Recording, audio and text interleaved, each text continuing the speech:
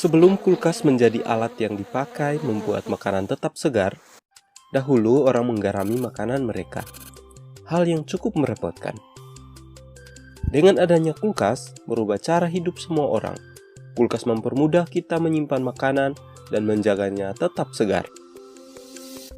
Namun, apakah kamu tahu bagaimana kulkas bekerja? Mari kita mempelajari konsep fisika cara kerja kulkas dalam lab IPA. Cara kerja kulkas cukup mudah dipahami. Untuk mengetahui prinsip kerja kulkas, konsep fisika yang perlu kamu tahu yaitu saat liquid, dalam hal ini saat cair atau gas, menguap, terjadi proses penyerapan kalor. Dan saat liquid mengembun, terjadi proses pelepasan kalor. Hukum ini yang dikemukakan oleh Rudolf Celsius mengatakan bahwa kalor berpindah dengan sendirinya dari benda bersuhu tinggi ke benda bersuhu rendah. Hukum ini menjadi dasar cara kerja kulkas. Hukum fisika ini dijelaskan dengan baik oleh komponen-komponen yang terdapat pada kulkas. Di bagian belakang kulkas terdapat kondensor. Dan di bagian dalamnya terdapat evaporator yang terhubung dengan kondensor ini. Pada kondensor dan evaporator terdapat cairan pendingin yang umumnya sering kita sebut freon. Freon ini bersirkulasi dari evaporator menuju kondensor dan kembali lagi membentuk sebuah siklus. Karena perbedaan suhu dan tekanan, freon berubah dari cair ke gas dan kembali menjadi cair.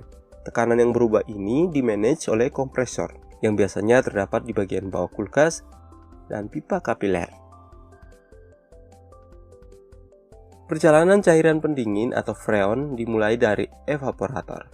Freon yang menguap atau berubah dari cair ke gas di dalam evaporator akibat perbedaan tekanan akan menyerap kalor atau panas dari bagian dalam atau isi kulkas, sehingga bagian dalam kulkas menjadi dingin. Saat penyerapan kalor terjadi, freon dalam bentuk gas menjadi panas, kemudian menuju ke kompresor.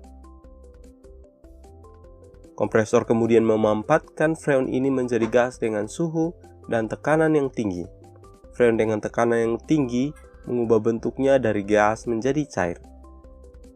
Freon dengan suhu dan tekanan yang tinggi ini kemudian diteruskan ke kondensor, kemudian didinginkan oleh udara di luar kulkas melalui proses pelepasan kalor. Ini makanya udara di bagian belakang kulkas biasanya terasa hangat. Freon dalam bentuk cair kemudian kembali ke evaporator melalui pipa kapiler yang berdiameter kecil dan panjang, sehingga tekanannya turun drastis. Freon cair yang tekanannya sudah sangat rendah ini memasuki evaporator dan berubah wujud dari cair menjadi gas. Penguapan ini kembali menyerap panas atau kalor dalam kulkas.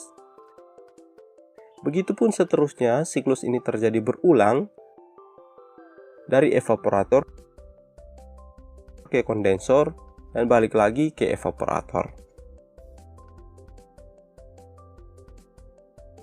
Dan untuk mengakhiri, lampu dimatikan saat kamu menutup kulkas. Terima kasih telah menonton. Semoga video ini bermanfaat.